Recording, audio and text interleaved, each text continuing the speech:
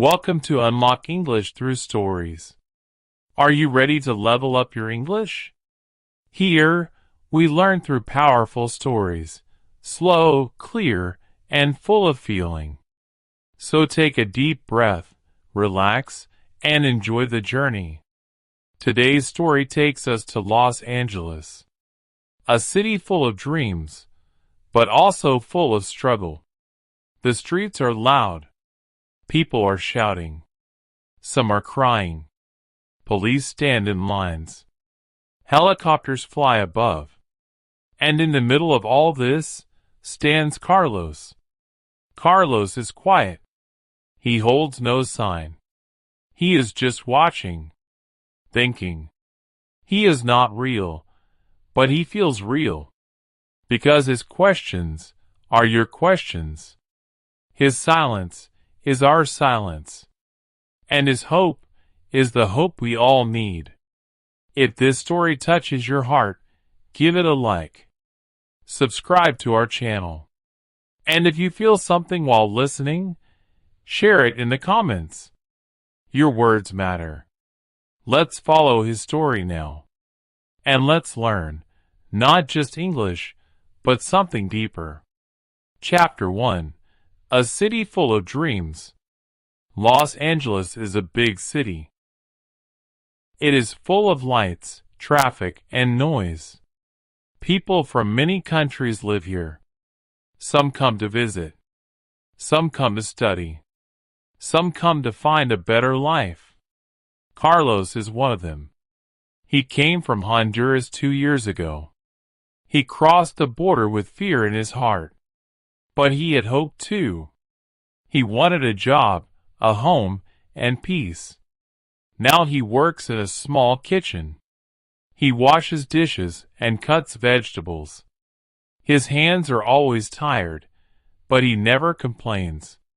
He sends money to his mother every week. Carlos does not have papers. He is undocumented. He tries to stay quiet, stay small, and stay safe. But one day, everything changes. Chapter 2. The Poster on the Wall. It is a cold morning in February. Carlos walks to work with his hoodie up and hands in his pockets.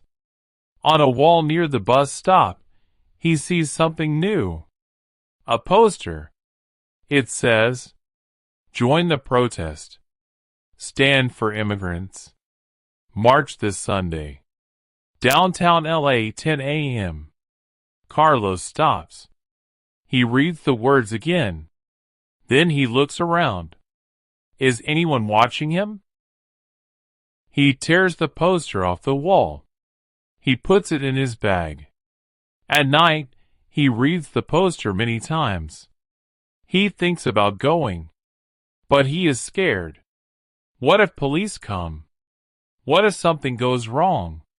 He thinks of his mother. He thinks of the kids in his building. He thinks of the word freedom. He makes a decision. Chapter 3. The Day of the Protest. Sunday morning comes fast. The sky is gray. The air is cold. But downtown LA is full of people. Men, women, old people, young people, black, white, brown, all walking together. Carlos stands at the back. His heart is beating fast. He sees people holding signs. We are not illegal. Papers do not make people. Justice for all. The crowd begins to walk. Slowly at first. Then faster. Carlos walks too. He walks next to a woman with a baby. She smiles at him. He walks next to a man with no legs, sitting in a wheelchair. The man shouts, "We belong here too." Carlos feels something inside him. It is not fear. It is strength. Chapter 4. The Voice of the People. People are shouting. But not in anger. They are shouting in hope. "Sí, se puede." Yes, we can. Carlos joins the chants. His voice is loud. For the first time in a long time, he does not feel invisible. He looks around. There are cameras, journalists, drones flying in the sky. Police stand on the corners. Some are smiling. Some are not. But the crowd keeps moving. At the center of the street, there is a stage. A young woman steps up. She holds a microphone. Her name is Aisha. She says, "We are not criminals. We are workers. We are mothers. We are students. We are Americans too." Carlos listens to her words. He feels his eyes get wet. He does not cry often. But now, the tears come. Chapter 5. Trouble in the Crowd. Suddenly, there is a sound. A loud bang. Then shouting.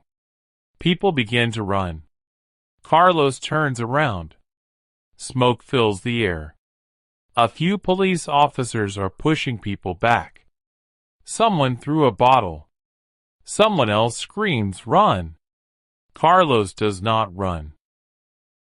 He moves to the side. He helps an old man who has fallen. His hands are shaking. His heart beats hard. But he does not move. He waits. Then silence.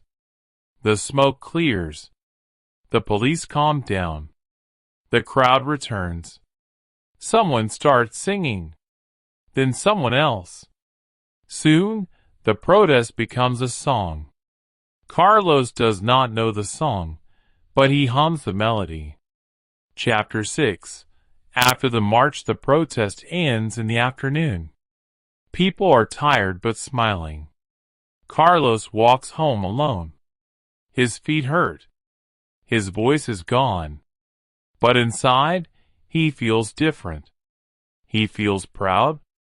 The next day at work, he tells his friend, Lucia, about the protest. Lucia is from El Salvador. She is also undocumented. She listens. She nods. Then she says something that surprises Carlos. "I was there too." They both laugh. Carlos says, "We should go again next time." Lucia says, "Next time, we take more people." Chapter 7. News on the radio. 2 weeks pass.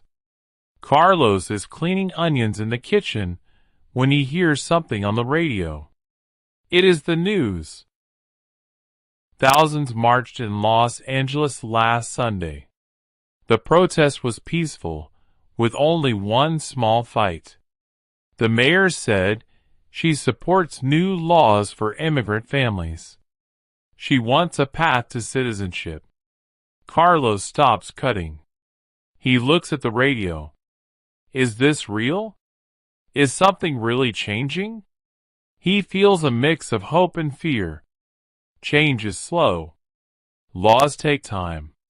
But now, at least, people are listening. Chapter 8. A call from home.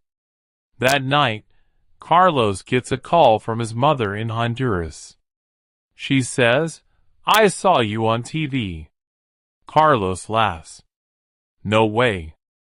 "Yes," she says. "You were behind the girl with the big flag.